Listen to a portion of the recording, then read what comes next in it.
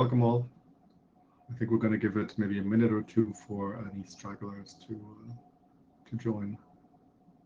And you can indicate whether my audio is still okay since I had to log out and log back in.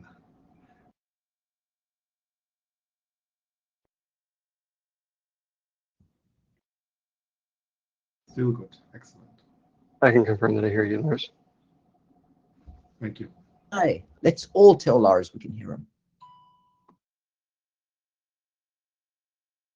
Yeah, we can do the equivalent of a mail bomb and just everybody reply to me that they can hear me fine, and then we'll fill the plenary that way. How's that?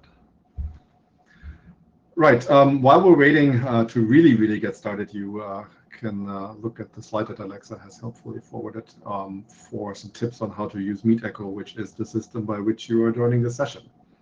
So basically, you will be muted and your video will be off, and you need to unmute yourself and turn your video on when you get into the queue. Please do turn the video on if you can do it at all. I think it's nice to actually see each other in this virtual future. If you have a headset, you can use one. I do have one, but I prefer not to. That's why I asked whether the audio is okay. And there's some more details. If you get really bored during this plenary, you can click on that link or copy that link into your browser if it's doable and look at that.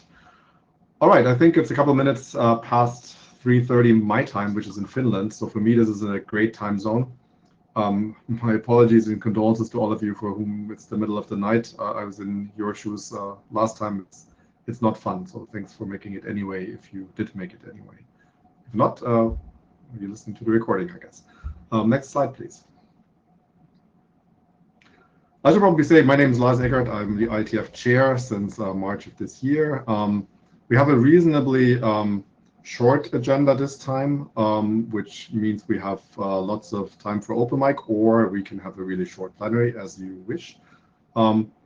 We have the usual round of updates from the various bodies and roles. All of them have published or are in the process of publishing longer written reports that are mostly linked to from the IETF report that I shared earlier, so you can find them from there. I think there's also links in the various slide decks that are going to be shown. And then we have an open mic session, as always, in the order of IAB, IETF LLC board, and the IESG. Next slide, please. First off, I really want to thank Ericsson, who is the meeting host for this meeting. They were very excited to host us in Madrid, which was where we were all going to be, had COVID permitted us to do so. And they graciously kept their commitment up when we decided to move this meeting to a fully online meeting. So thank you very much for that. It's really, you and the other global hosts that make it possible for us to keep the organization running while we're in this virtual forum. And I really appreciate the support that Ericsson has given us again for this meeting. Next slide, please. And also thank you to all of you who's involved in making this happen. This sort of starts and stops with the Secretariat, but there's also other teams. MeetEcho is doing a great job running the system for us. The NOC is, as always, great in getting our infrastructure running for this meeting. The LLC signs the checks, the tools teams writes the tools, and they've been very busy. We have a little bit of an update on that later on. And the hackathon, I hear, has been going great, and the support team for that is doing a good job as always. So thanks to all of the people involved in making this meeting a success. Next slide, please. Right, my chair report. Next slide is very short this time. Basically, we're going through the usual statistics on participation, the plan for future meetings. I'm going to say some things about our currently running experiments, because as we put together the report, the written report, we realized there's quite a few of them, and maybe not everybody is aware what's going on. Already said there's more topics that we're covering online. I have some pointers to that. We have a slide about the tools.itf.org transition, and we have a slide about the eModer activities. Next slide, please. Right, so as of 2nd of November, which is not quite today, I think, we had 1,037 registrations and 210 people used the fee waiver. 200 people participated in the hackathon, which is, as usual, a large number, in 17 projects, which, again, as usual, is a large number. The breakdown, also unsurprisingly, is pretty US heavy. Given that the time zones work, I would say okay-ish for the US this time, and also for Europe. Other regions of the world, unfortunately, are a little bit in a difficult situation, but that's why we rotate. And we're going to post detailed attendance stats as always after the meeting, especially since the plenary is happening before the meeting week. So we are probably going to pick up a few more late registrations as we move towards next week. Next slide. Right, future meetings and also for this meeting, if you have any issues with the IETF or the meeting or anything, please use support@ietf.org as the one-stop email address for anything. You will get triaged to somebody who can help you. If you want to specifically talk about tools, there's a mailing list that you can join also to be kept abreast of what's happening on the tool side, which is toolsdiscussed@ietf.org. We are again going to send out a meeting after the IETF week ends, and would ask you to fill that out, especially since we're also going to ask for how this plenary experiment has been going for you. The experiment being that the plenary is not part of the meeting week. We moved it a week before, so we can open up some working group slots for the meeting. And then we have the SHMU working group in the Gen area, which is busy writing up guidance documents that informs the LLC and others involved in planning the meetings on some guidelines that the community wants to give them. SHMU is rechartering at the moment, so if you haven't paid attention, you might want to drop in next week. And there's a bunch of documents that are in progress or finished about what kind of guidance we're giving. And the list is the many couches list at IETF.org. Next slide, please. Right, so I said we have a bunch of experiments running. First and foremost, I mentioned the plenary experiment, which is the goal is to free up session time for working groups during the IETF week. As you recall, in this fully online format, we run shorter days than we do in an in-person meeting. We only have 6 hours of meeting time each day, and that really limits the amount of working groups that we can schedule. And since the plenary is scheduled across all parallel tracks, by moving the plenary outside the meeting weeks, we can free up, I think, 8 or 9 session slots, which I think was very helpful to get an agenda that has maybe fewer conflicts than normal, I would optimistically say. If you don't agree, put that in the survey. And also put anything else related to this plenary experiment in the survey that Jay's going to send out. I want to apologize to the people at NANOC. We dropped the ball on making sure that we wouldn't conflict with anything. I thought we had done it, but apparently we didn't, and we missed that NANOC is happening this week. Hopefully it's not going to be a terrible problem, but for those of you at NANOC, I'm very sorry that you had to get up early and then still do the whole full NANOC day after this is over. We also are doing an online welcome reception. I think this is the first time we're doing this in this virtual format, which happens right after this plenary ends. So look at the agenda and there are links, and I think the last slide of this presentation also has links. This happens in gather.town, which you may or may not have joined, which is this sort of virtual forum in which you can interact with groups of other participants. I think this will be pretty exciting. We're trying to sort of recreate the actual welcome reception that we have at in-person meetings. And one part of that has been the Hot RFC session that Aaron Falk's been running for a while. And we're bringing Hot RFC back for this meeting in a virtual form. It's also in gather.town. Also after the plenary ends, so go and check out. There's some billboards, and people are going to talk about their proposals for IETF-related work, and I think that should be pretty interesting. I'm happy to see that we managed to bring that into a virtual forum. We're for a number of meetings now had the running experiments with scheduling the BOF deadlines a little bit differently, so that the IESG and IAB have the opportunity to give feedback to the people preparing BOFs in sort of with the end result, hoping that the BOFs will be better planned and better run. If you think this is going well, please let us know. If you think you would rather have the 1 week or 2 weeks back, and we should push it, go back to a single deadline and move it further back, let us know as well. At the moment, we are running an experiment in terms of eligibility for the IETF NORMCOM. This is defined in RFC 8989.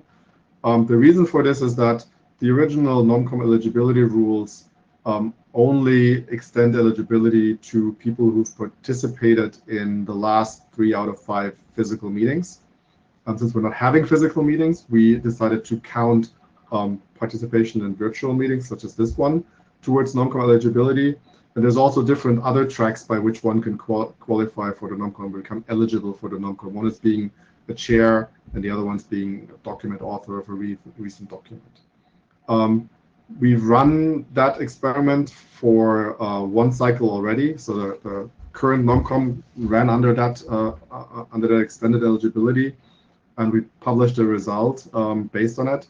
And the ISG has decided to extend the experiment for another year, which is one of the options in RFC 8989. The reason being, or one reason being, that it was quite unclear why some of the tracks weren't so successful in qualifying people when they were intended to be much more successful based on data we had when RFC 8989 was written. And rather than speculate, we decided to gather more data. The other more pragmatic reason is that we're still in an all virtual forum. So at the very least, we have to keep counting virtual attendance or attendance to virtual meetings as NOMCOM eligibility qualifying, because otherwise we have trouble seating a NOMCOM next year. And finally, the ISG has decided to do an experiment of doing sort of a 360-degree reviews for ADs. And we just got the first set of results. Basically, we asked each other, we asked the IAB, we asked the Secretariat, we asked our chairs and document authors, as well as other document authors that we balloted on to sort of give us feedback in sort of a set of short web forms. We got some interesting feedback from the community that we should revamp the questionnaire if we do this again, which we'll take into account. But I still think we got some, personally, I would say I got some interesting data out of this. So the idea is that every AD gets their own review, and it's not shared with the rest of the ISG. The entire ISG gets sort of an aggregated view, which averages all individual feedback.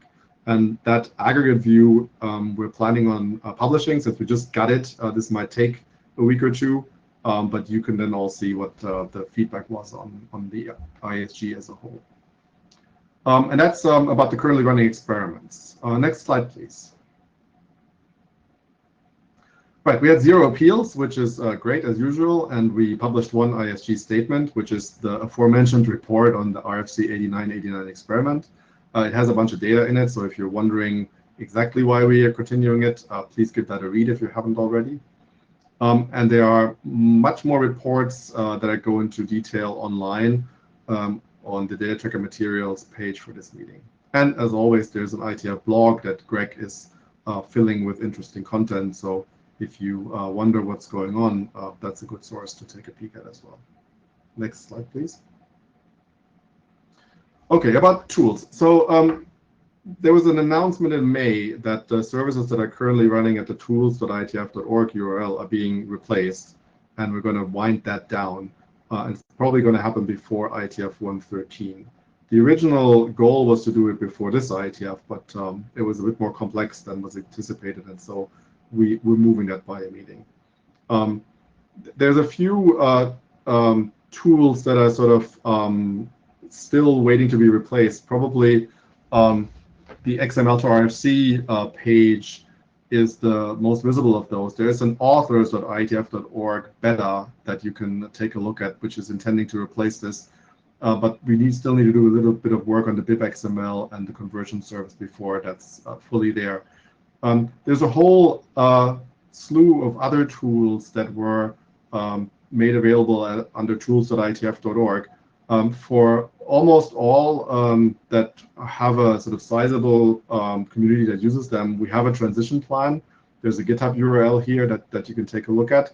But I also want to be clear that we can't maintain all tools that were under tools.ietf.org going forward because we have limited resources, and some of the tools specifically were written oftentimes for a very small community. I think we have 1 or 2 tools that were specifically written for 1 participant. And I hope it's clear that we are not going to be able to maintain those going forward. But we're going to try our best. And if you have feedback on the plan, please go to that GitHub page and open issues or send email to tools discuss. Next slide, please. Right.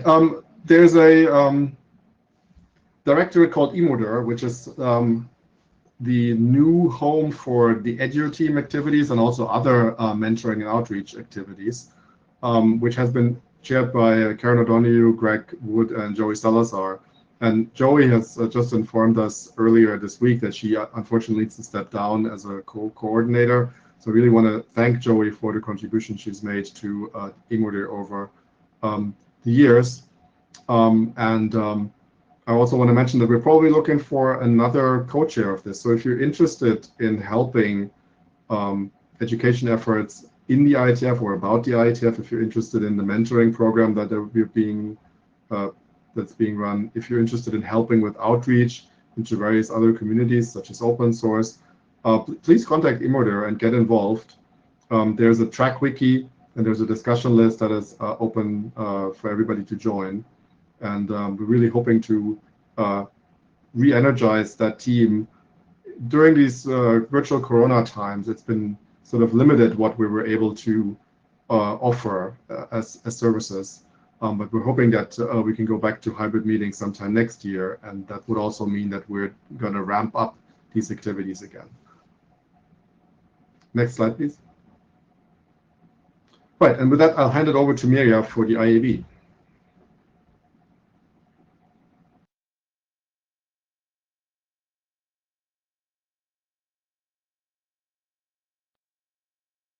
Okay, so hello everybody from my side.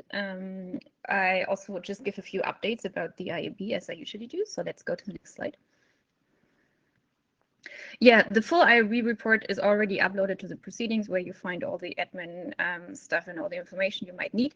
And as always, I can say now for the last couple of meetings, we will also have an IAB open meeting next week during the regular agenda, which will be on Thursday. So the IAB open meeting is really focusing on technical work the IAB is doing and giving the community a chance to give us feedback and to have some discussion with the IAB. So happy if you show up there and join us. Let's go to the next slide. Yeah, I just want to take this opportunity here in the admin plenary to do a couple of announcements. So one is about a workshop that the IAB is holding end of November, and this workshop is focusing on analyzing IETF data. So what we want to do here is to bring together the researchers and engineers that are working already on looking at, like, for example, participation trends, or author trends or author groups and these kind of things.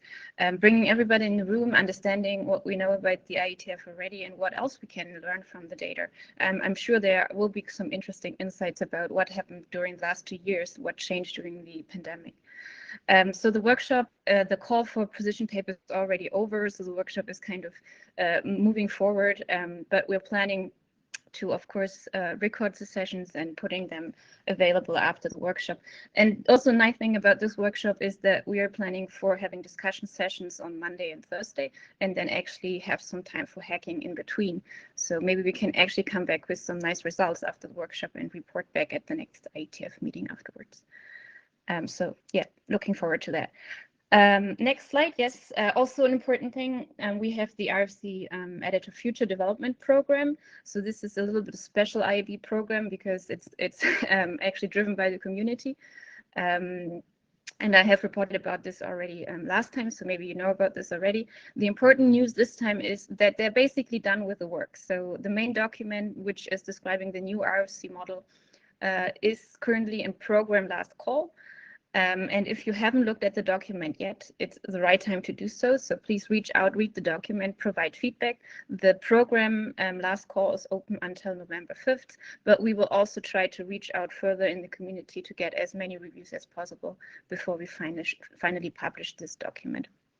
And there's also a session from the program next week on Wednesday. So if you want to join the discussion there or provide feedback there, please join the session.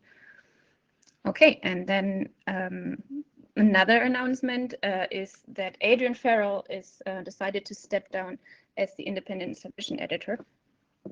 His term will end in February next year, and we probably have another chance to thank him at the next meeting in March and hopefully in person.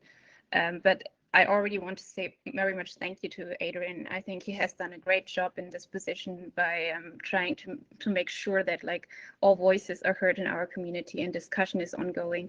And like also I talked to him and he said he's kind of also working a lot with newcomers and providing advice to them. So in that sense, I think this is a really important position, and he has done a very good job and is very encouraged and cares a lot about this. So thanks a lot, Adrian. But he decided to step down and make some room for somebody new. So we're looking for candidates right now. As I said, I think this is a very important position in our community. And I think it can also be very interesting. Of course, there's a little bit of work here to do. But if you're interested, please let us know. I think Adrian is also available to talk to if you want to learn more about this, because he has all the first-hand information. I can probably only point you to the IRC where this role is defined if you reach out to me.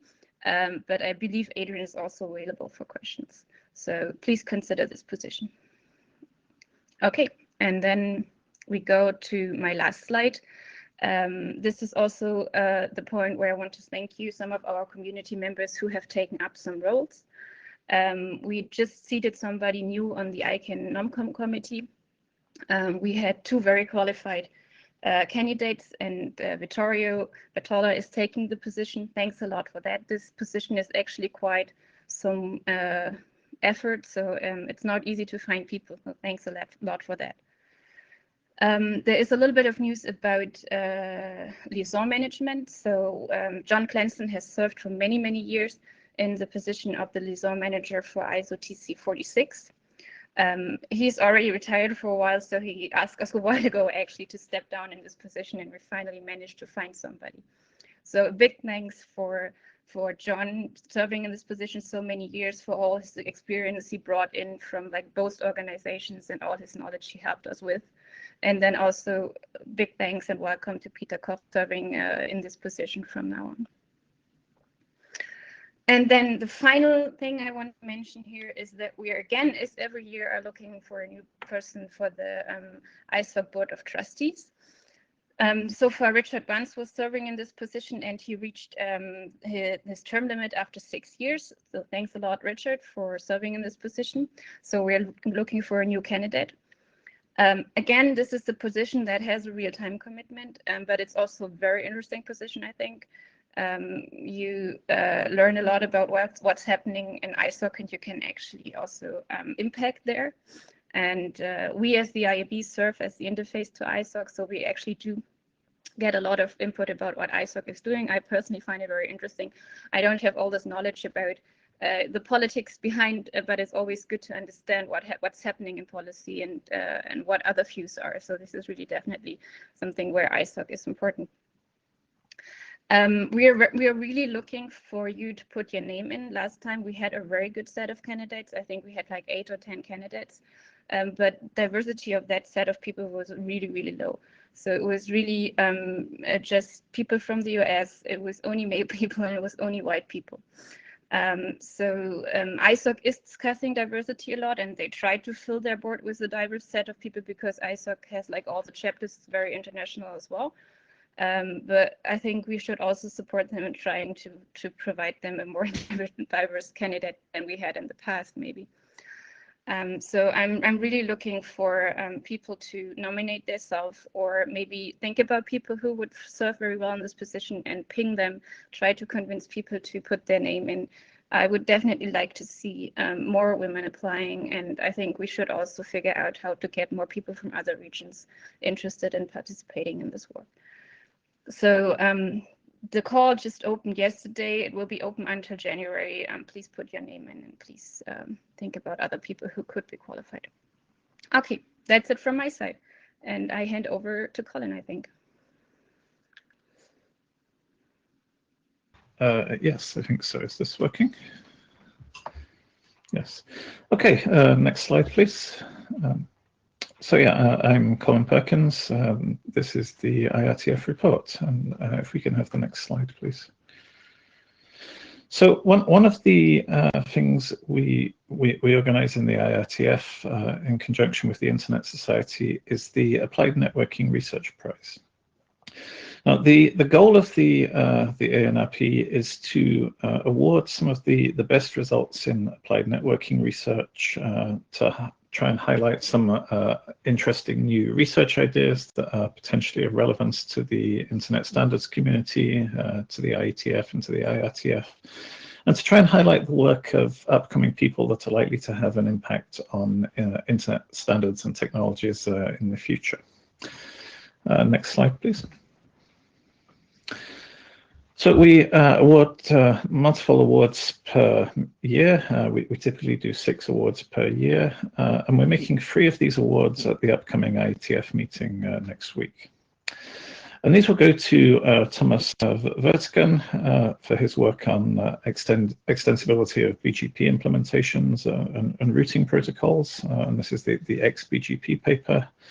They'll go to Aksa Kashav for her work studying the effects of third-party service dependencies in the internet.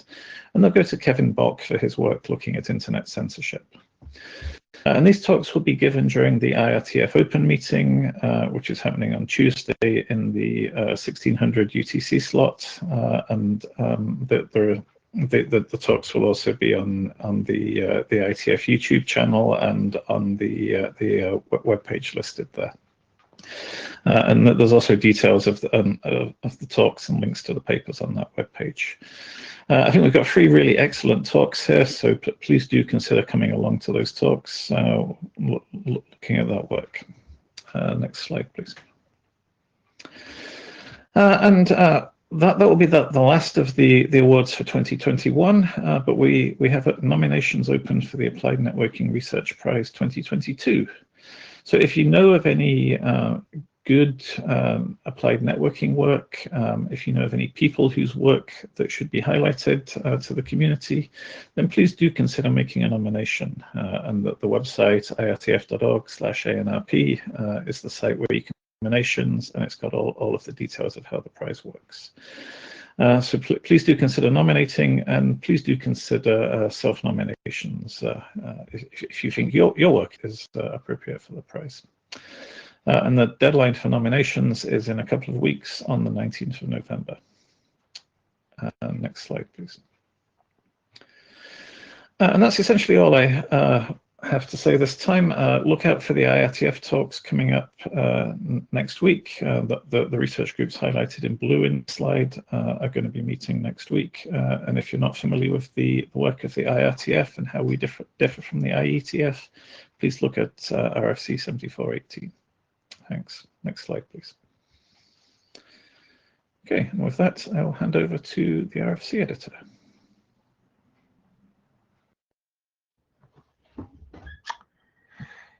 Thank you. Since we're in Madrid, buenos dias a todos. Next slide, please.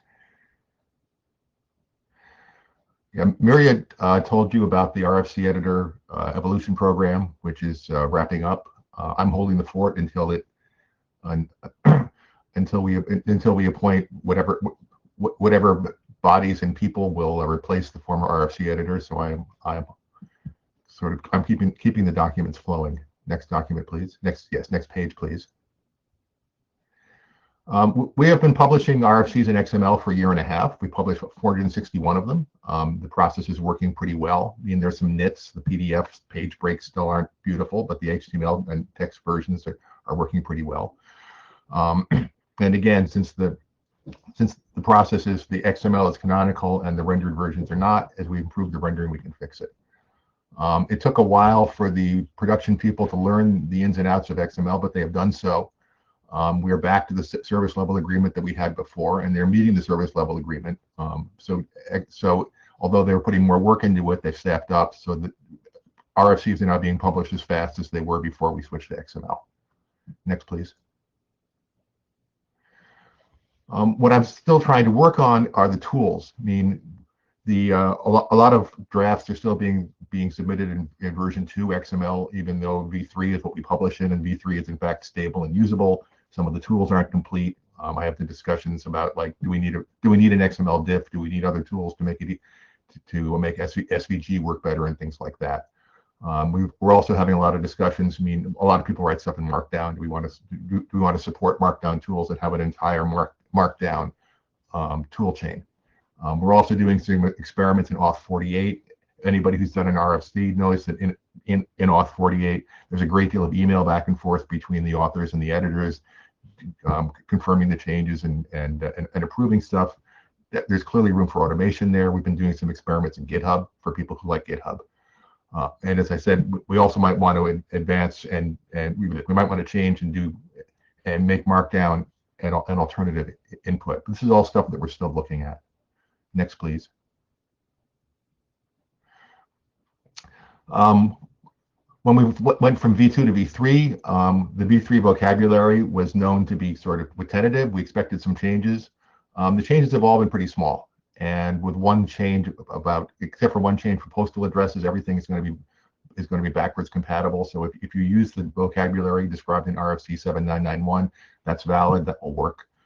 When we back out some of the postal changes, this is something I need to discuss with the community, but I would like to reissue the XML, changing the codes, not the text, but the codes, so that all of the canonical XML actually matches the final version of the vocabulary.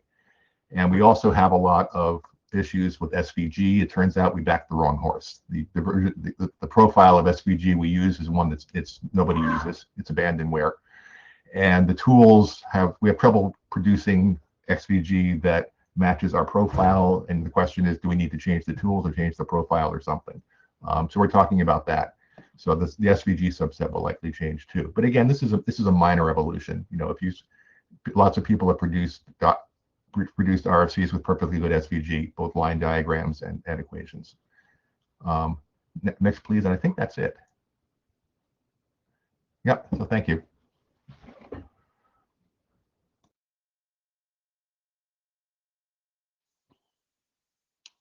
Hello, so my name is Gabriel Montenegro. I'm NOMCOM chair. Next slide, please. So I have a very short presentation, only 3 slides, of which 2 really are content. The first and foremost is we need feedback. There was a recent call for community feedback that I sent out. This is a continuation of that. We need feedback. Here's a very, very easy way. Go to this link on the data tracker nomcom/2021/feedback. You click on that, you'll see the names of all the nominees. You can click on all the names or the names you know better, provide feedback on them. There's also a quote-unquote topics at the very bottom of that page. Don't miss it. If you have feedback that is not specific to any given nominee, you can provide it there. But be mindful of the scope. This is feedback that is useful to the NOMCOM 2021. It's not general feedback. It's not a general discussion facility. Basically, this stems out from the fact that all of this is highly confidential. This will only be shared and seen within the NOMCOM. There's 17 members. You can see them on the NOMCOM page, who they are. So these are the only people who will see that feedback. So of course, again, don't think that the general or topics capability is a general discussion. For that, you can go to other venues like the IETF mailing list or wherever. So please help us reflect the community, give us feedback. I would be remiss if I didn't mention what RFC 8713 already calls out for. Please give us feedback on the incumbents. You have worked with them, you have seen them in their positions as ADs or LLC members or whatever the case may be. So please give us feedback on those incumbents that are standing again, and let us know how they're working, how they're doing, as well as all the other nominees. Next slide, please. Final thing I need to say is thank you to all the nominees. And I wish to also include the quote-unquote almost nominees, because I know there's folks who were considering, had discussions with some of you who were very, very convinced you were going to go forward with the process. For some reason, life happens, I understand. Not everybody who intended to made it finally as a nominee. But you considered it, and I thank you for that. And we have 30 nominees. And we have 32 nominations because 2 of those nominees are vying for 2 positions each. So huge thanks for all those nominees and almost nominees. And please, if you don't get selected this time, please offer your service next time. We need many nominees for NOMCOM to do its job. Next slide, please. Here's some pointers. You can use these to get in touch with us. We have office hours this week. They're in the agenda. Please look for those. They're on Gather. There was one yesterday, one this morning, one tomorrow, one next week. If those don't work for you, please let us know. Send me email, send email to NOMCOM. We can arrange a meeting through WebEx, Zoom, whatever the case may be, phone. Just contact us, give us feedback. Thank you very much. That's it.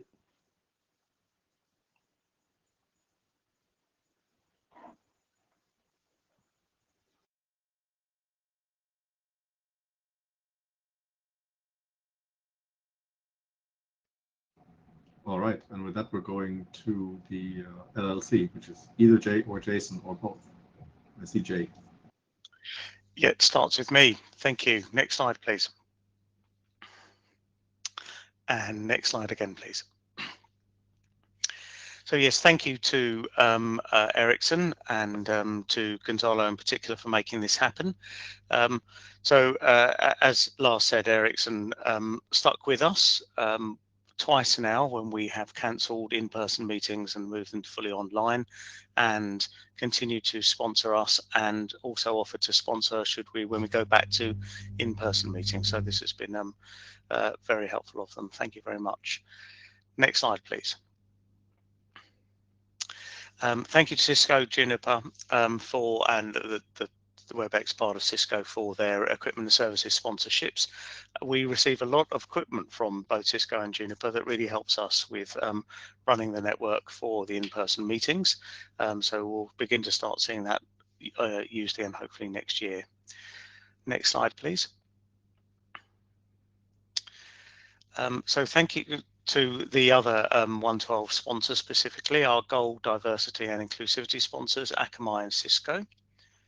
Next slide, please. And to our Silver Diversity and Inclusivity sponsor, Huawei, and to our Bronze sponsors, Comcast and Donuts, and to our Running Code sponsor, CNNIC.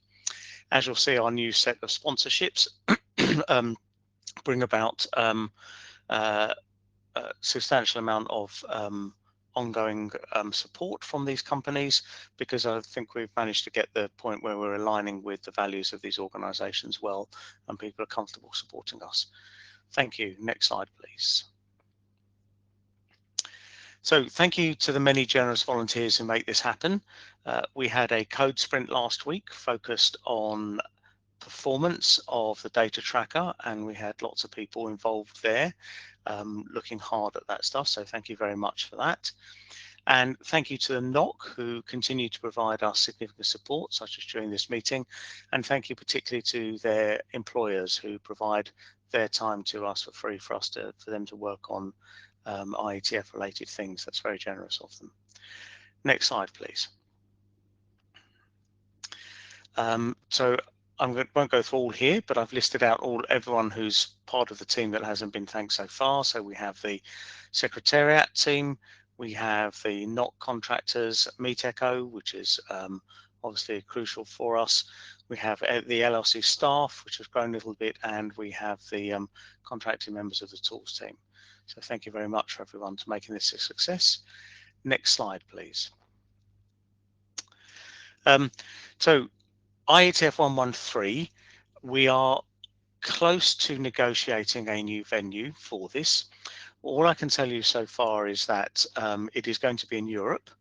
We have had to move away from Bangkok due to the COVID situation there. We've been unable to find any other alternative venue in Asia due to largely restrictions on travel, and in some cases due to the state of the pandemic there. We've also similarly had to rule out North America due to travel restrictions, and we've therefore been working on Europe for some time.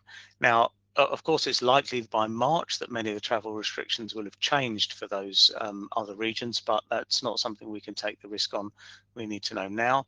And so we've been working in a number of countries in Europe, and we are close to being able to sign somewhere and give you good news about that.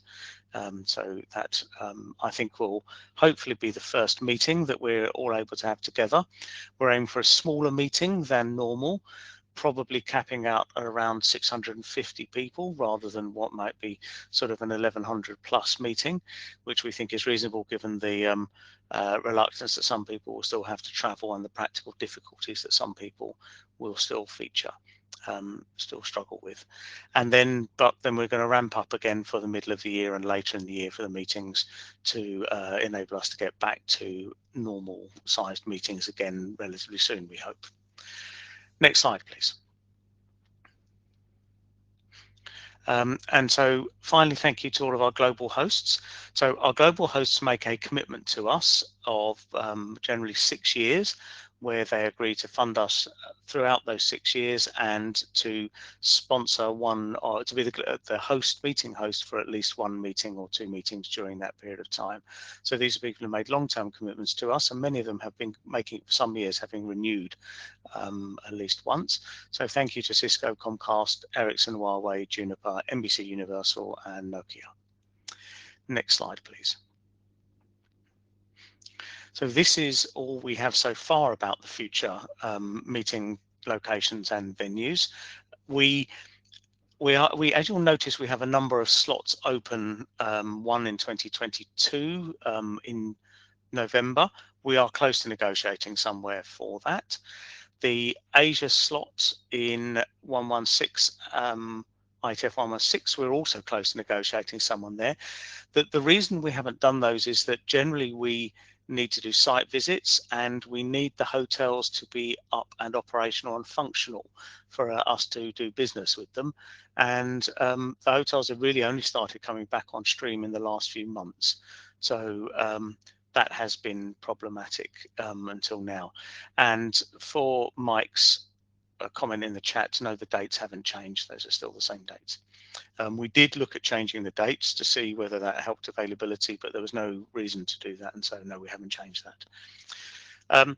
And then looking further, you'll see that we've rebooked Vancouver later on, and IETF 119, of course, we've had an Asian cancellation that we're looking to try to rebook as well. So this schedule should hopefully fill up quite soon. Thank you. Next slide, please. Registration numbers for IETF 112 as of the 2nd of November. We're doing quite well here, as you'll see. We're generally quite conservative about our estimates, and we are getting better and better about these. These are coming in quite close to our expected numbers. If you take the fee waivers off the budget, it generally works out quite well for us. And particularly want to thank those people who we know who deliberately wait to register until there's a late fee so that they can pay us more to support us. Thank you very much for that. Next slide, please. So this is now the full complement of LLC staff. There's yours truly, the handsome man on the left, Greg Wood, Director of Communication Operations, Lee Berkeley-Shaw, who I'll be introducing shortly, who's our Director of Development, working on raising money for our endowment. Kasara Rathnayaki and Nick Giard are our 2 senior developers. They have slightly different job titles because where Nick lives, the word engineer is regulated, and so we couldn't use the word engineer for him. So, but otherwise they're the same roles. And this is it for our plan for some time for recruitment. We're not going to be adding another slide on anytime soon. Next slide, please. So I'm going to hand over now to Lee Berkeley to talk about the endowment and to introduce herself. Over to you, Lee Berkeley. Thanks, Jay.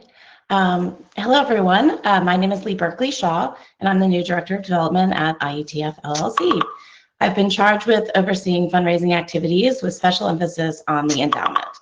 I've been here a little over 4 months, and while I've met with some of you, I look forward to getting to know you all better and hopefully in person soon.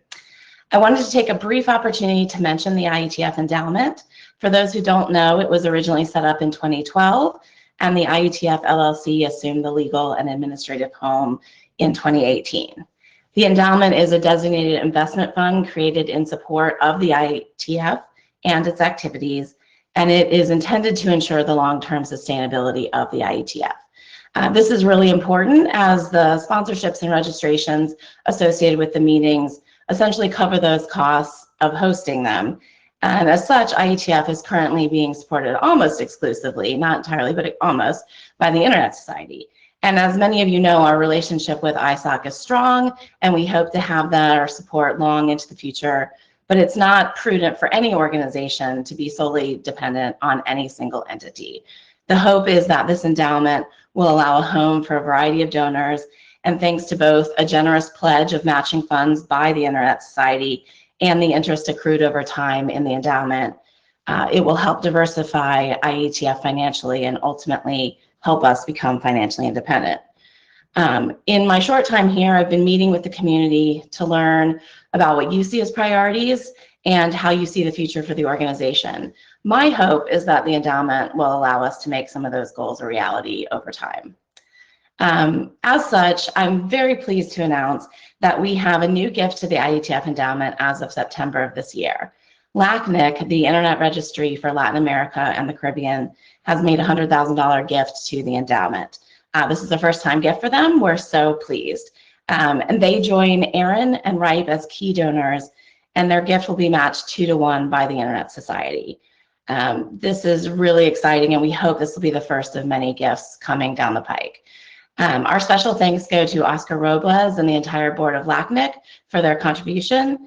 And I'd just like to say, if you want to learn more about the endowment as an individual or on behalf of your organization, I encourage you to reach out. I'll be in Gather throughout all next week, and I'm happy to catch up offline with you anytime you'd like. I think that about covers it. Jay, anything you want to add? Oh, wait, we can't hear you. No, thank you very much. That's great. Thank you for that. So before I hand over to Jason, I'm just going to remind you that straight after the plenary session, we have the welcome reception. That's in Gather. We've deliberately made Gather space smaller, more cozy, so we're all pushed together and have to start interacting and talking. So come join the fun in Gather afterwards so that we can at least see each other in person, even if we're not able to meet in person at all. And now over to you, Jason. Thank you.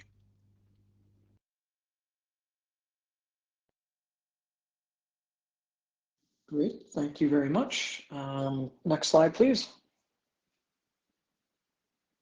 I don't know why my camera has gone blank, but these are the folks that serve on the board. No changes here. Let me try toggling my camera, sorry. There we go. No changes here, so all of the same board members as last meeting. Next slide, please. These are our upcoming board meetings. As is our practice, we publish our board meeting dates long in advance so that folks can join as they are able to do so and ask questions when you would like to during the open session. Next slide. So what's the current work that we're doing since the last meeting? A few things. First and foremost, I'll be speaking to this later on. We've completed the IASA2 3-year retrospective, and I'll have some more slides on that in a bit. We also completed a consultation on the LLC role requirements that we send to the NOMCOM. That was some feedback that we had received from the prior year's NOMCOM, and so we put that out to community comment over the past few months and then sent the updated requirements over to the NOMCOM in August. I don't think there were any major changes there, perhaps just minor tweaks.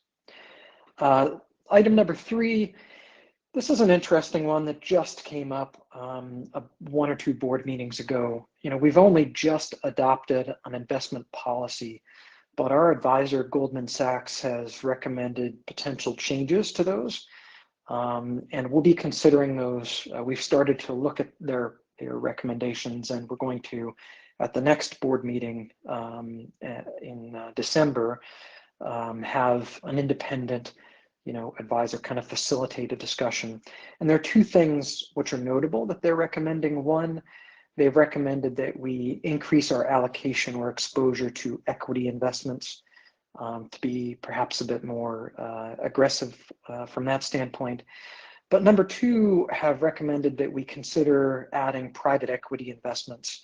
And to date, we've focused really on low cost investments with the idea that we can't really beat the market, but we can control our cost of investing. And so if we can keep those costs low, that's a way to eke out better returns. In this case, private equity is certainly less liquid and higher cost from a fee standpoint, but potentially offers higher returns. We're not sure, we're just learning about the recommendations and plan to dive into that a bit more. I think, no change is the most likely default position here, meaning we've, just a year or so adopted the investment policy statement. But we're looking at it nonetheless because they are the advisors and we're willing to listen to whatever they recommend and consider it. So stay tuned for that and we'll see what happens.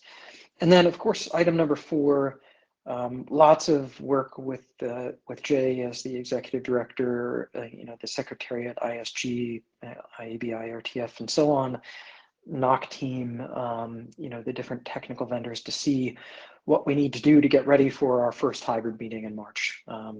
Again, nice to have a bit more time than when the pandemic first struck to have that transition to online only.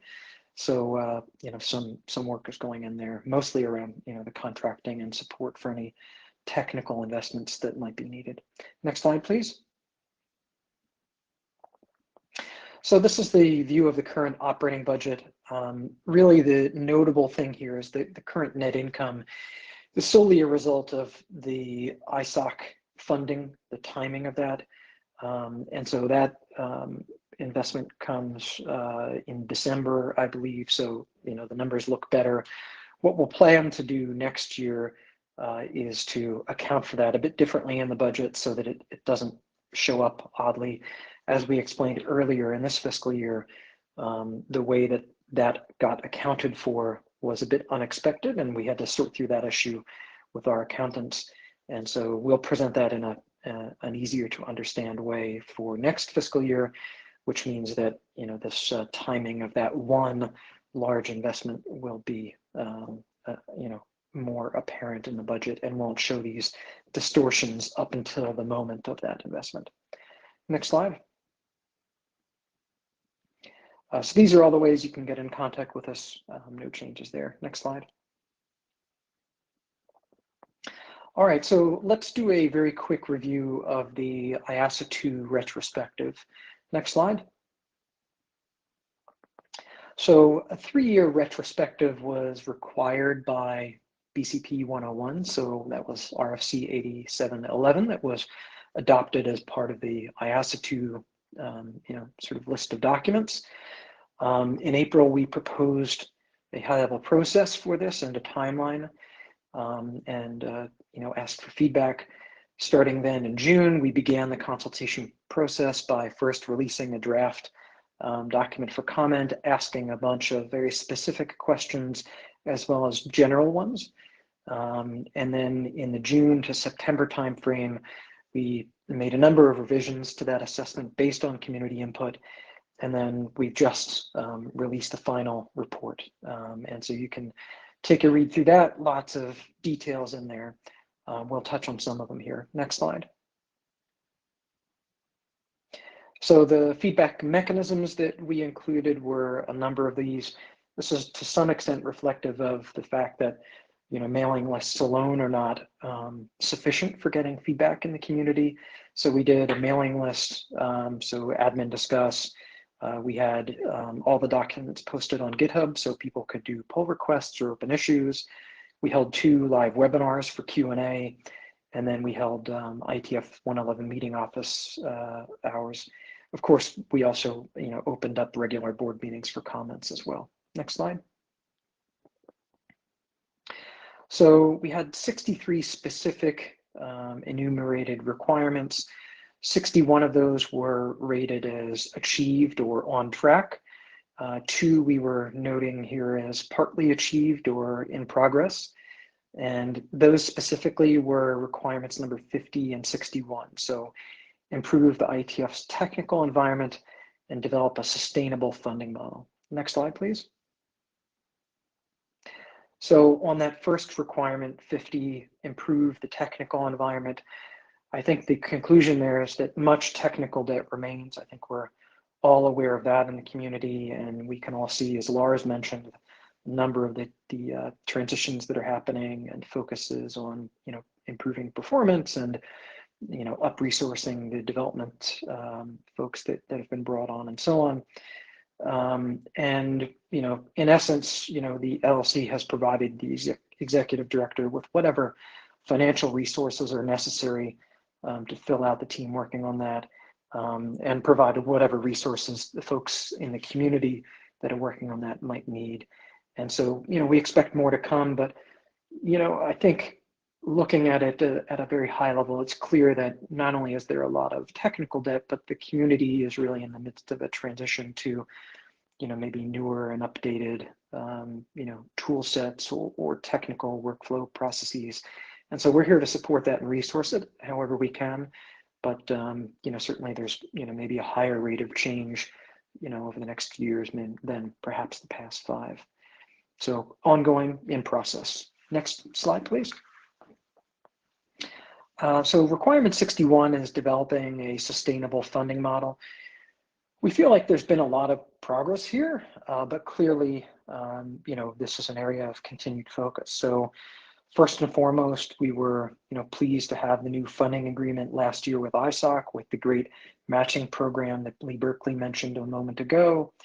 And of course, thanks again to LACNIC for their new contribution. We really, really appreciate that and the leadership they've shown. We've revised the sponsorship program. So for example, we have different types of sponsorships that organizations can make, so new opportunities for that. We revised the endowment policy, created a sustainable fee plan for the online only meetings, including fee waivers. We hired, obviously, that director of development, Lee Berkley Shaw, and we've been working with the community to define what the COVID, impacted hybrid meetings may look like, including what a sustainable fee plan may look like, and a newer way to contract venues for more flexible sizing, if you will. And so that's still in process. We're, as Jay mentioned, very close to hopefully a first announcement for that March meeting. And it's clear that, going forward, there needs to be a little bit more flexibility on the sizing of, those venues and how those contracts work. And so, the team's been adapting to that. And clearly, we've only just kicked off, that agreement framework with ISOC, and that, Lee Berkley has just been hired. So, we didn't feel like we could mark that as complete by any means. We think that we're making substantial progress, but we've got more work to do, and this is where there's a lot of board focus. Next slide, please. In terms of recommendations for future work, we included this at the end of the retrospective. First and foremost, we recommend that a periodic assessment be repeated, essentially every 3 years, just like this assessment was. The idea here being to sort of move away, if we draw an analogy to software development, move away from waterfall development to a more agile development model. And to draw back to IASA, instead of doing a review like every 10 years and then having, a huge amount of change that can be very disruptive and take away a lot of the focus of the organization, having smaller amounts of change. And so sort of driving that as a periodic assessment every 3 years, hopefully can be used as a mechanism to make more incremental change and not push things off, and doing it once a decade in a much more disruptive fashion. So we recommend doing that every 3 years, and that's something that the LLC will be scheduling and driving. 2, we recommended making a couple of modest financial planning adjustments. 1, during the annual budgeting process, just updating the target for reserve funds, and annually reviewing the investment policy, which we'll be doing again, late this year, as I mentioned, with the Goldman Sachs sort of prompted a review of that. And then 3, it seems appropriate that the IETF Trust should initiate and lead a consultation on their legal structure. Just to provide a little bit more background on that, of course, the document explains it more, but the IETF Trust structure is very unique, and the directors of the trust end up being essentially personally liable for things related to the trust, and so you can insure against that. And that's what traditionally we've done for the trusts in terms of providing them funding for those policies. But it's not possible anymore in the way that the insurance for those issues work to increase that policy coverage. And so that really is one of those issues that's potentially driving a change. And we've really just identified that this is a potential issue. I think the trust totally agrees, and they're going to go off and work on a consultation about what that might look like, and lead that discussion with the community. Next slide. So I think that's all for us. And next up is the Internet Architecture Board. Thank you. Yes, so that's me again. I believe we have a next slide where we have photos of everybody, right? So not everybody has to turn on their camera at the same time. You can see all the faces and names here. That's the IAB. Lars, you can stay here if you want. You don't have to disappear. It's fine. Yeah, we have the IAB, we have Lars here, and we also have Colin and John with us for any questions. So now I should look at the queue and see if there's anybody who wants to ask a question.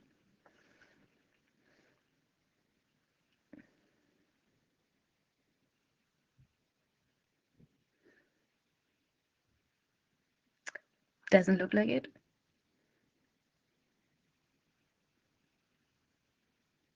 I'm waiting a few more seconds.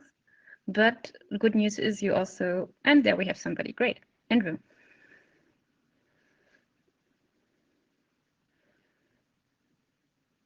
I believe you should be able to turn on your audio and eventually camera on your own, Andrew. Hi, does that work? That does work. Marvellous. I've got a question about RFC 8890, which the IAB published, as you'll know, a while ago. And I wondered whether you had any thoughts on to do to actually implement some of the recommendations or some best practice that was described in RFC 8890, and how we might get the voice of the end user more directly into the activities of the IETF. Thank you. Okay, thanks for your question. You were breaking up a little bit, but I think you were talking about RFC that says that the user intent should be considered when designing protocols, and the question was if the IB did something to implement this. I'm inviting other IB members to add an opinion here, and like even the authors of the draft who are not on the IB anymore. But like from my point of view, this is the advice given by the IAB for the IETF community. I think it did trigger some discussion in the IETF community, but to actually take action or implement something and consider this in protocol design, that's something that needs to be done in the IETF community itself and in the protocol development process. And I hand over to Tommy. All right. Yeah, just to comment a little bit more. Yeah, Miria is right that this is mainly advice to the community. However, in the ways in which the IAB does get to give input, such as when we're doing reviews of BOFs and charters, we've noted specifically that this document is one that we want to kind of have on hand and that we will look at and review during these times to make sure that it's something that's in our mind, and that if we see something that we can comment about, we will. So that's what we're doing. Colin, go ahead. Yeah, I'd also like to sort of note that the IAB workshop we're organising in November, December, looking at analysing the IETF data, will hopefully give us some idea to what extent the people developing the standards are representative of the broader community. So we can at least understand whether we are at all representative of the end users. Good point. So let's move on with the queue. We have Aaron in the queue. I see only one BOF on the agenda and maybe a half dozen side meetings. I'm wondering, is the IAB concerned about the arrival of new work to the IETF? And do you have any thoughts on how to keep the intake moving along? So I see Lars already there, because I think maybe concerned is also not the right word, but the IEHG is talking a lot about this. So Lars. Yeah, thanks. So this is of concern, right? And it was a joint topic. We recently had a little workshop with the IAB and the LLC board where this was one of the sessions, right? We are monitoring sort of the sort of activity of the IETF, and we reported on it, I think at the last meeting, a little bit more detail. We do see that sort of currently chartered work is sort of progressing okay, I want to say. There is I think I remember like a 10% reduction if you look at emails being sent, for example, but it's not sort of what I would call dramatic. But we do see a distinct drop in the submission of 0.0 drafts, and I think that translates into a reduction in BOF proposals.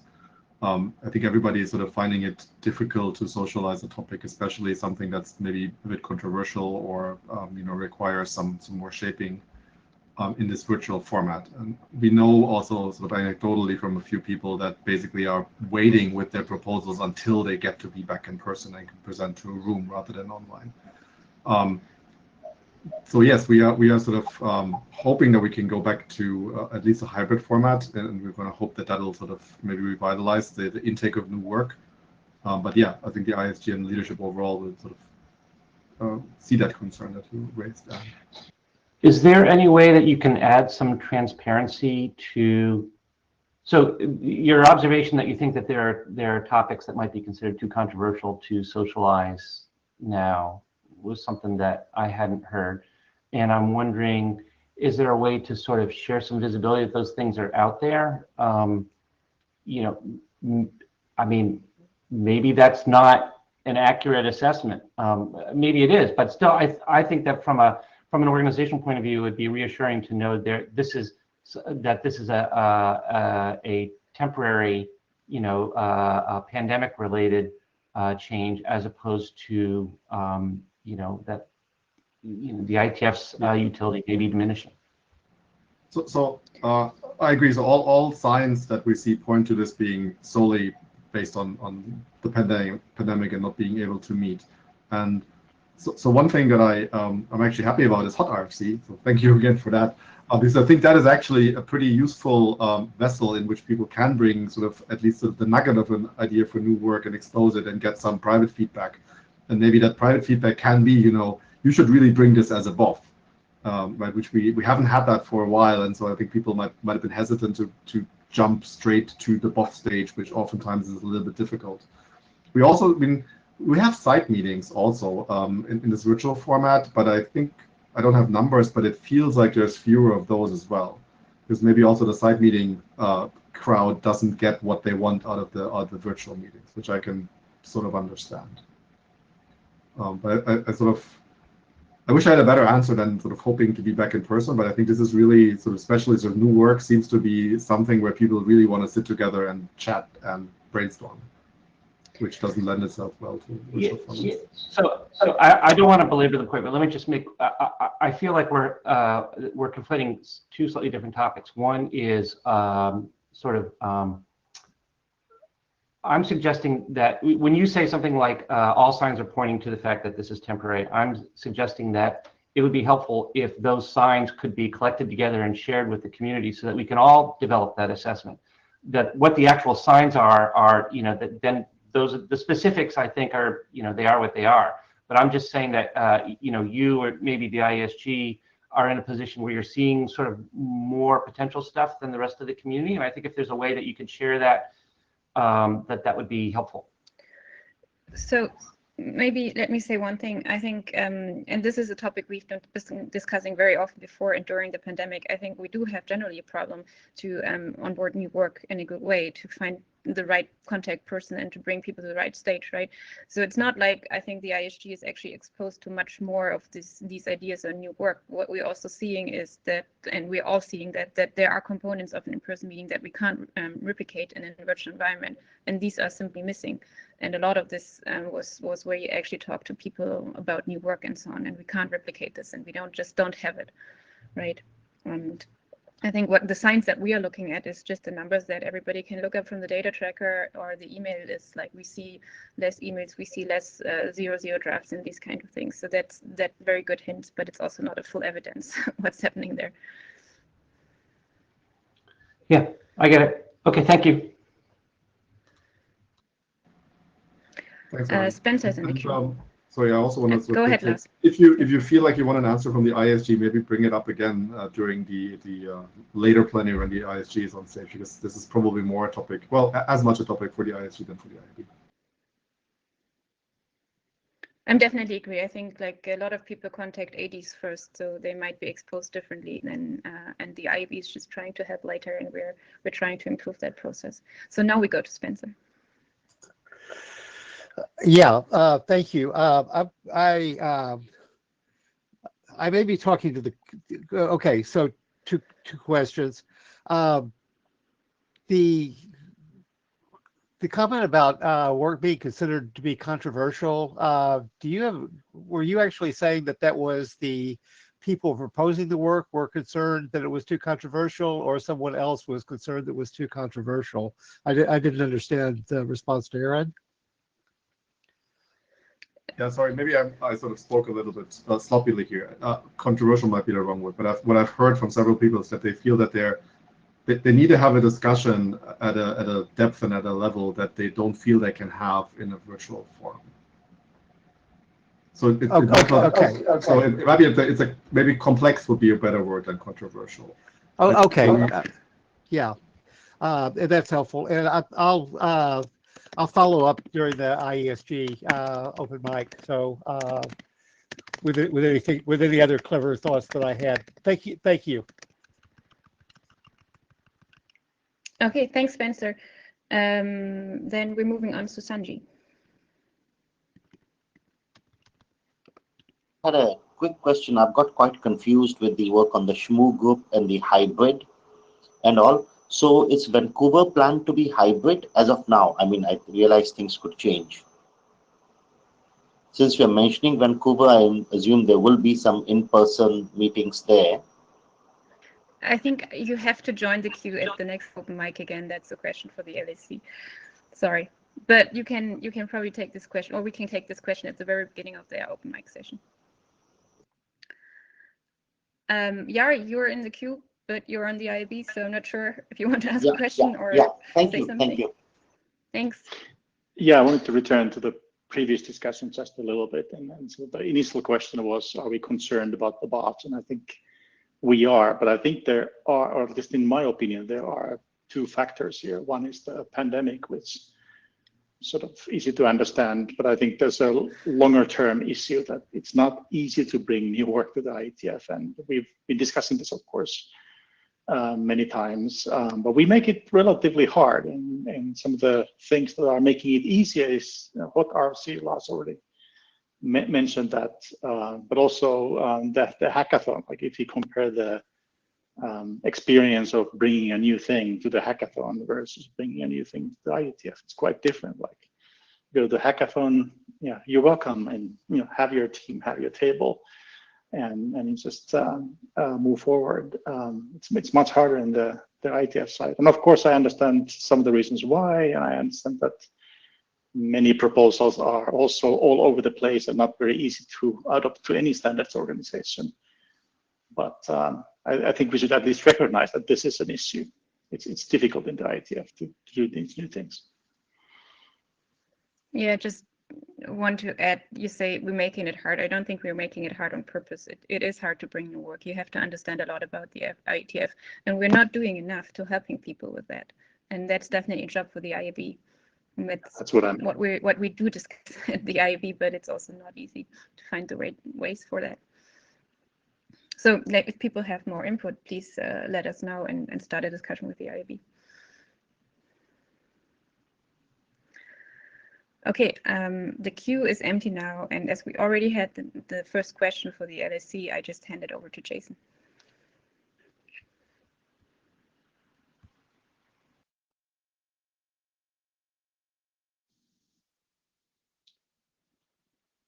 Thanks. And Jay, maybe do you want to speak initially to the Vancouver question? Yeah. So just double checking when Vancouver is, but it's a little while off. Vancouver is 2024. So yes, I imagine that will probably still be some form of hybrid meeting, but I can't really guess any more beyond that, being almost 3 years away. If you have a more specific question, I'll try and answer it, but that's best I can do, I think, at the moment. My apologies, I misremembered the slide. Will the next IETF, which is placed to be in a city, will it be in person since the hotel and all has been booked? So the next planned IETF meeting, IETF 113, is we are looking to book. We're currently in negotiations with a venue in Europe and hoping to book, and that's the one that, as I mentioned earlier, we are expecting or planning for a smaller number of on-site participants, about 650, down from what would be otherwise about 1,100. And so, yes, that would inevitably be a hybrid meeting. I think it's fair to guess that we will have hybrid meetings for the next couple of years at least, given the ongoing nature of pandemics and the way that diseases work.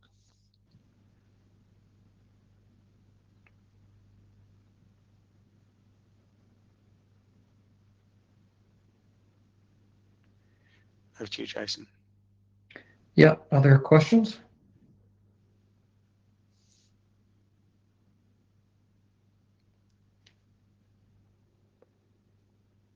Looks like Dominique.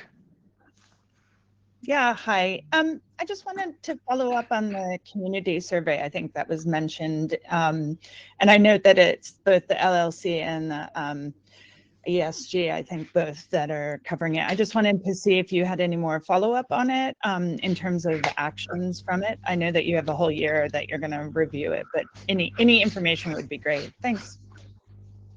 Do you want me to pick this up or not, Jason? Yes, please. I'm going to quick rejoin. I'm getting an echo. It's hard to hear. Sure.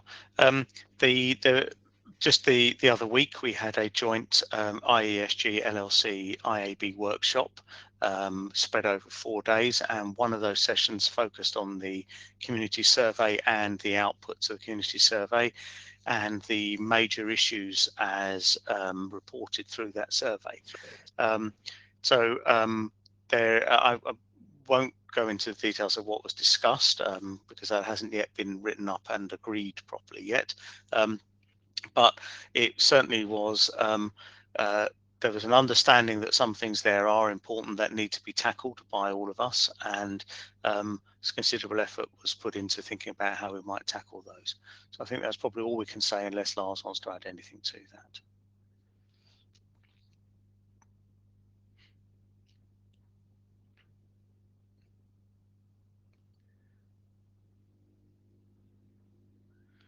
I can assume no then, so.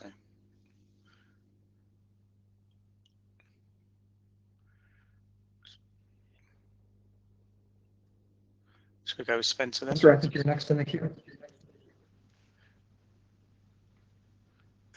Yeah, I just wanted to take a moment to thank you all on camera and live for the work that you all are doing. I've been following at a distance, the work that you all have been doing in the current environment, and this is the I think this is the IETF meeting where I finally realized there's no possible way I could even contribute to this. So thank you for the work you're doing. I know it is not easy, and I know it really matters. Thank you.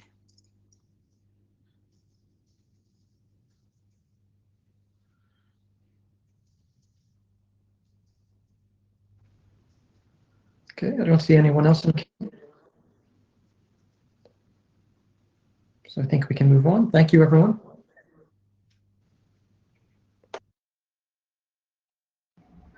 Thanks. And that brings us to the ISG open mic session.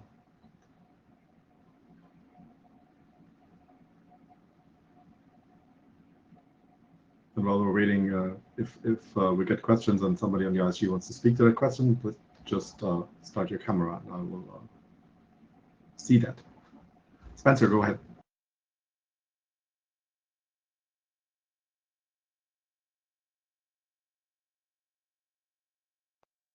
On the IAB open mic session about new work and things like that. I think one of the things that's important to say is that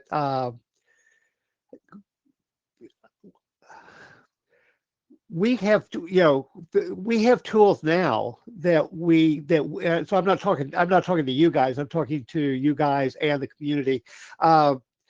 We have tools that now that we could use more.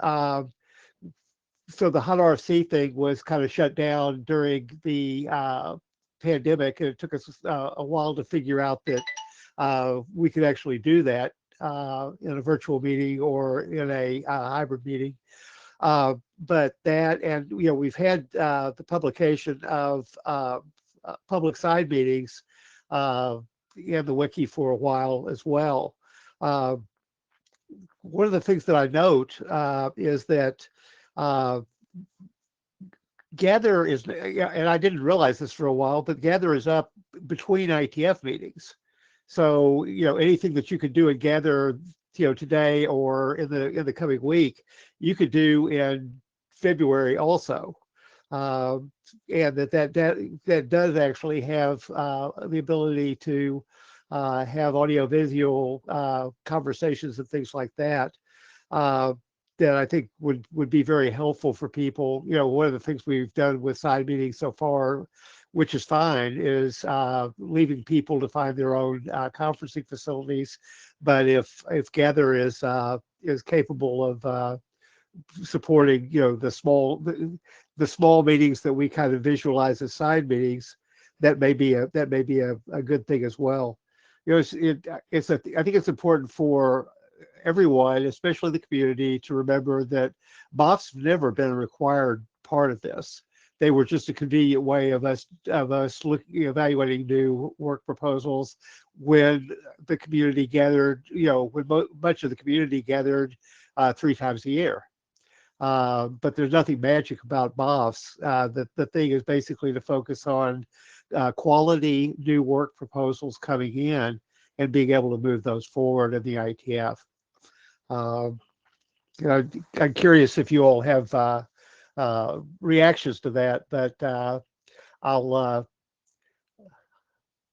hang up and take my take my answers on the air.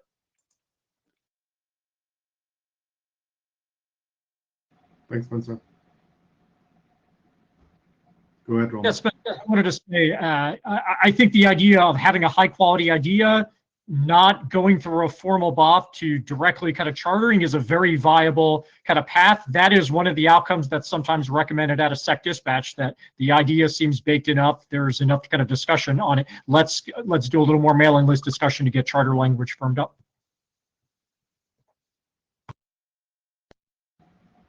Yeah, thanks, Roman. So one thing I want to pick up that Spencer said is sort of, I'd be curious to know if one reason why people find it difficult to progress work is the lack of sort of tools like Gather.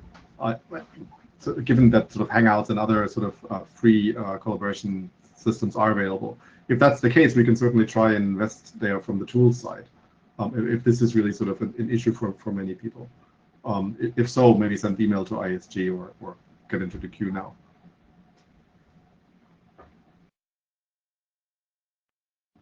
I think I still have Spencer in the queue. I want to go to him first, and then I see Wes. That was me actually leaving the queue and then popping back in front of Wes. My apologies, Wes.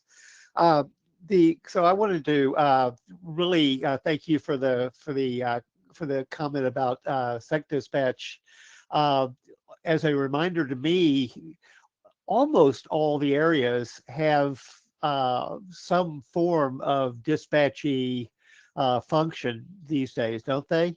And I wonder whether being able to do something with those kinds of groups where where it's more formal than a side meeting together, but less formal than a BOF request, being able to do that on an ongoing, like once between IETF meetings, say, as an example, just so that people aren't waiting 4 months to have, see how things go with the IETF. The thing that Jason was talking about with the LLC of looking at stuff more frequently than we have been looking at things. I think that may be a good model for the technical work as well. To say what are we gonna wish we had a good proposal, had approved a proposal for at the next IETF meeting. And like I say, you guys would know better how to do that on the with the current structure and in the current environment. But I did want to respond to that as well. I think you're digging in the right hole. Thank you. Gordon, go ahead. Yeah, thanks. So, I think one of the things that things like BOFs give us that dispatch type groups don't is it seems as though we get more cross-area input from BOFs and similar. And one of the things I'm concerned about is that we don't end up in sort of silos of people in areas. One way we could try and mitigate that is try and make it so that people are more willing from other areas to show up at the dispatch meetings. Possibly by scheduling things so that there's less conflict, so that with dispatches, or just trying to sort of have more of a culture of dispatch meetings are more open and accessible to people from other areas. I'm really concerned we end up with silos of apps working on apps, ops working on ops, routing only on routing, and we don't get the wide cross area review. Yeah, one quick point to that is we actually sort of discussed briefly yesterday, actually, and also a few weeks ago, the idea of whether we should have like a dispatch or just dispatch meeting, where basically it's something like hot RFC, but with discussion and IETF wide, where you can basically have a first stop for new work and where it gets triaged maybe into areas or maybe just in some other directions, and that by its nature would then be cross area. So that could be sort of a thing to try out. But I want to go to Wes, who's been patiently waiting in the queue. Wes, go ahead.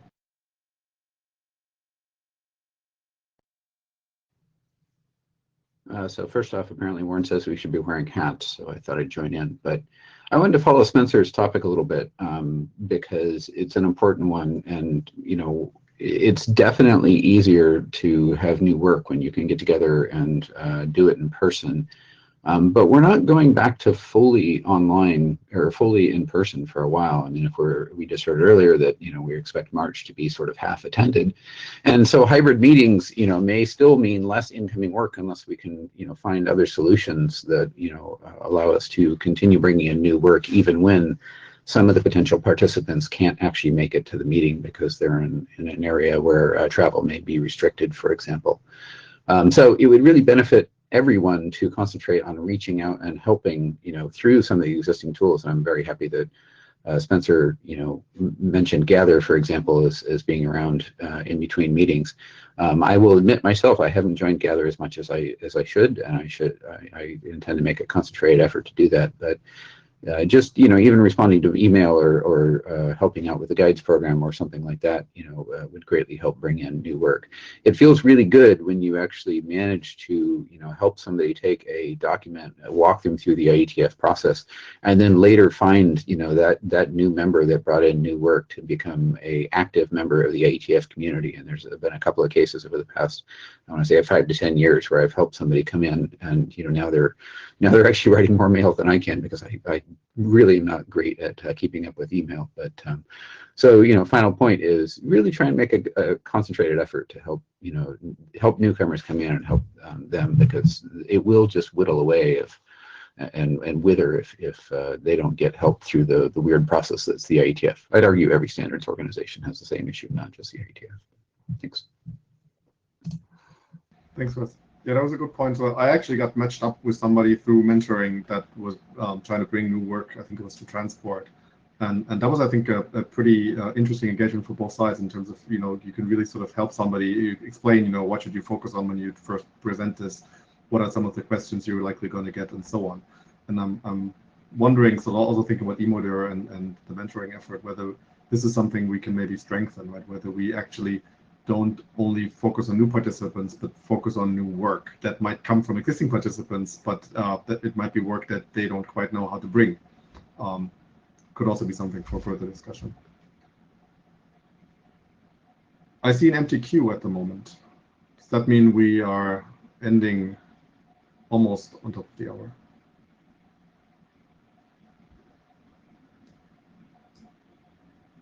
Aaron, go ahead.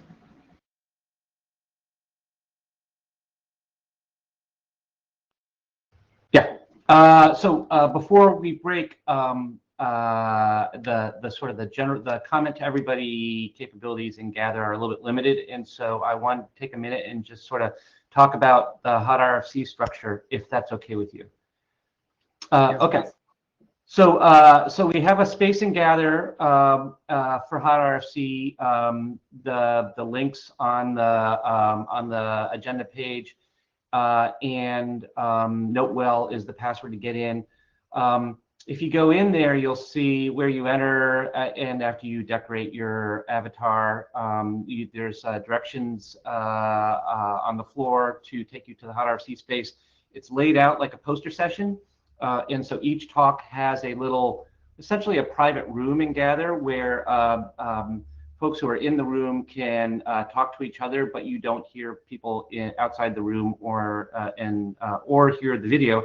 There's a YouTube video for each talk where you can asynchronously watch the talk if you haven't seen it already, and there's a whiteboard for leaving messages to other interested folks and or having real-time discussion.